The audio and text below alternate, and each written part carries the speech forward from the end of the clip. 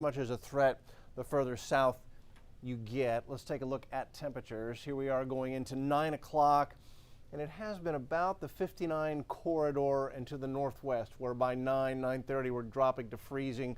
Tomball, Brenham, College Station still above Hobby to Galveston. But as we head through the overnight, clear skies, calm winds, very dry air, and we're going to drop down to freezing and below. This is 7 a.m. Saturday morning. Angleton 30, Hobby 31, Mont Belvieu 30, Liberty 29, Bush 28, Katy 28, Tomball 27, colder as you go northwest, Conroe 26, and then College Station 24, Brenham 24, Columbus 24. That's actually a degree or two warmer than the models had this afternoon, but it's cold enough to be considered a hard freeze. You may end up closer to 20 than anything else out there in some of the open spaces in Grimes County and out toward Brenham and Washington County. Wouldn't surprise me at all. So that's our last freeze, and then we rebound into the 50s, upper 50s, Bush, Hobby, Sugar Land up to 59. Some areas may touch 60 by Saturday afternoon at 3 o'clock. And then maybe even more importantly than the warm-up is the cool down Sunday morning, 7 a.m., is nowhere close to freezing. Upper 40s, low 50s. How nice will it be to wake up and not open the door and have all that frigid air come in? Sunday afternoon, 69 at Bush, 69 Hobby. Anybody forecasting 70? No. But I bet you one of these spots, Angleton, will just touch 70 for a moment on Sunday afternoon. That is a welcome sight. Next 3 days, 56 on Saturday, 64 Sunday, 62 on Monday. Just gorgeous. Slight rain chance Sunday, 20%. The Arctic air mass that is still encompassing the United States is beginning to moderate. So it's 20 in Oak City now. Dodge City's 29. They're at the freezing mark, 32 in Dallas. They actually did get above freezing today in Dallas. They've been below freezing for a couple of days longer than we were, so they're happy to see 32 for Christ's sake.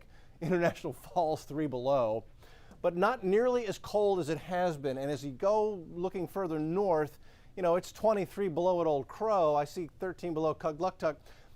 But at the moment, that's more normal type stuff.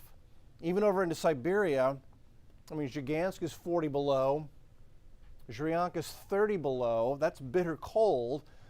This is where part of the cold air mass that we have had the past several days originated. So we look here during the winter time, but at the moment there's no mechanism to bring the cold air in Siberia across the North Pole and into North America and then eventually down into the United States. That's what happened with this last cold outbreak. But you see where the jet stream is, it's way to the south. Lovely jet streak out here over the western Pacific. We've got a little undulation here off the Pacific coast, but nothing reaching up into Siberia and across the Arctic Circle like we had a couple of weeks ago, which started this whole bitter cold outbreak. So here's Saturday's jet west to east across the U.S. That's called zonal. That usually means it's mild weather, and that's what we are forecasting. And then we go into the middle of next week and we stay zonal, but look how much further north the jet stream goes. So the cold air is going to be bottled up in here. That is nice, and we'll warm up to near 70 by the time we get to the middle of the coming week. Extended forecast. No, I'm going to have to do it myself. Oh, there you are. Extended forecast. So not only do we have our last freezing day Saturday morning, but there are no freezing temperatures anywhere other than that in the extended 7-day forecast. And look at this, by Wednesday we do touch 70. That will be nice. Pretty good rain chance next Thursday. Nothing severe, looks like rain showers with a weak little front coming in. So we will have a couple of more cold fronts in the extended range, even beyond 7 days. There are a couple of cold fronts forecast, but nothing even close to what we've just had. This has been a worse, more damaging Arctic outbreak than we had in 1989.